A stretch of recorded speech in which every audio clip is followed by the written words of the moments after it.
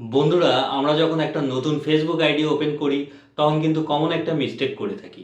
আর তা হলো আমাদের জন্ম তারিখ বা ডেট অফ বার্থ যা ইচ্ছা তাই দিয়ে দিই। যার ফলে পরবর্তীতে যখন কোনো ধরনের আপনার আইডিতে প্রবলেম হবে বা ফেসবুক থেকে কোনো ধরনের ভেরিফিকেশনের দরকার পড়বে, তখন কিন্তু আপনি বিপদে পড়বেন।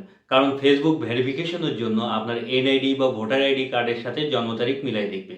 আর যখন ভোটার আইডি বা এনআইডি কার্ডের সাথে ফেসবুকে দেওয়া আপনার জন্ম তারিখ মিল পাবে না, তখন ফেসবুক থেকে আপনার আর ভেরিফিকেশন হবে না। তাই যত দ্রুত সম্ভব ফেসবুকে দেওয়া আপনার জন্ম তারিখ কারেকশন বা ঠিক করে নিন। আর কিভাবে জন্ম তারিখ এনআইডি কার্ডের সাথে মিল রেখে ঠিক করবেন তা আমি এই ভিডিওতে আপনাদেরকে দেখাবো। তাই ভিডিওটি স্কিপ না করে একদম শেষ পর্যন্ত দেখতে থাকুন। তো বন্ধুরা, ফেসবুকে জন্ম তারিখ কারেকশন করার জন্য এখন আমরা চলে যাব ফেসবুক অ্যাপসে। তারপর উপরের ডান সাইডে এই থ্রি লাইন্স বা প্রোফাইল পিকে ক্লিক করি। এরপর সেটিংস এই আইকনে ক্লিক করি। তারপর পার্সোনাল ডিটেলস এই অপশনে ক্লিক করি। এরপরে স্টেপে যাওয়ার আগে আপনাদের কাছে একটা ছোট্ট রিকোয়েস্ট, তাহলে অবশ্যই আমার চ্যানেলটি সাবস্ক্রাইব করে দিবেন, সঙ্গে বেশি বেশি লাইক কমেন্ট শেয়ার করবেন।